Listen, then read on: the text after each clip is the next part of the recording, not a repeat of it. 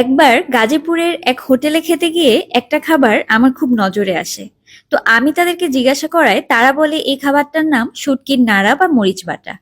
এত অসাধারণ ছিল খেতে, আমি তাদের কাছে একটু জিজ্ঞাসা করায় তারা বলেছিল এই রান্নাটা নাকি করা একেবারেই সহজ। তো আমি তাদের থেকে রেসিপিটাও শিখে নিয়েছি। আজকে আপনাদেরকে এই শুটকির নাড়ার রেসিপিটা দেখাচ্ছি। এর জন্য আমি এখানে হাফ কাপ পরিমাণ তেলের মধ্যে 5টা চ্যাপা শুটকি নিয়েছি। আর শুটকিগুলোকে একদম ভালোভাবে পরিষ্কার করে নিয়ে এটাকে তেলের মধ্যে এমনভাবে ভাজতে হবে যেন এই শুটকিগুলো একেবারে গলে মিশে যায়। তবে অবশ্যই লক্ষ্য রাখতে হবে যেন শুটকিগুলো পুড়ে না যায়। তো আমি কিন্তু দেখতেই পাচ্ছেন খুব ভালোভাবে ভেজে নিচ্ছি। আর এরকম ভাজতে ভাজতে কাটা সহ সবকিছুই কিন্তু তেলের মধ্যে খুব সুন্দর করে মিশে যাবে। আর এখন দিয়ে দিচ্ছি পেঁয়াজ বাটা, আর এখানে প্রায় 2 কাপের মতো পেঁয়াজ বাটা আছে। পেঁয়াজ বাটার পরিমাণটা একটু বেশি নিতে হবে। আর দিয়ে দিচ্ছি 1 কাপের মতো রসুন বাটা।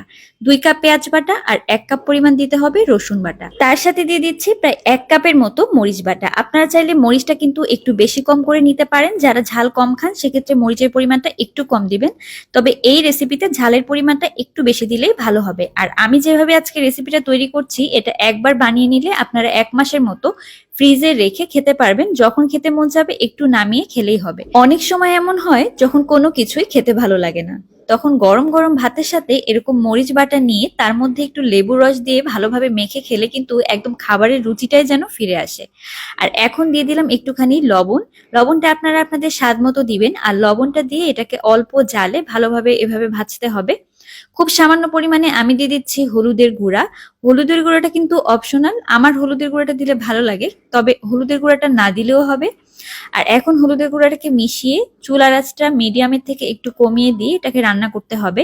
আর যতক্ষণ পর্যন্ত না পানিটা শুকিয়ে যায় ততক্ষণ পর্যন্ত এটাকে ভাজতে হবে। আর রান্না করতে করতে দেখবেন এরকম পানিটা শুকিয়ে গিয়ে থকথকে টাইপের একটা ভর্তার মতো মিক্সচার তৈরি হয়ে গিয়েছে।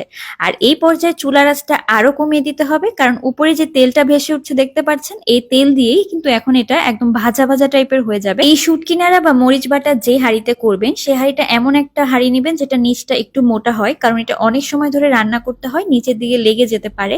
তাই এরকম মোটা একটা পুরুত্ব দেখে হাঁড়ি নিবেন। এতে করে হবে কি, এই মরিচ বাটা করতে আপনাদের সুবিধা হবে, নিচেও লেগে যাবে না। আর নিচে লেগে গেলে কিন্তু তিতা স্বাদের হবে, তাই অবশ্যই আপনারা একটু মোটা দেখে একটা প্যান ব্যবহার করবেন।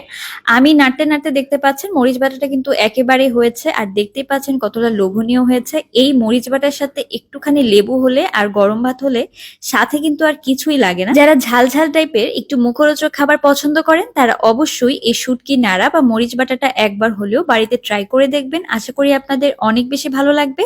আর ভালো লাগলে তৈরি করে আমাকে জানাতে কিন্তু ভুলবেন না। সেই পর্যন্ত সবাই ভালো থাকবেন এবং সুস্থ থাকবেন। আল্লাহ হাফেজ।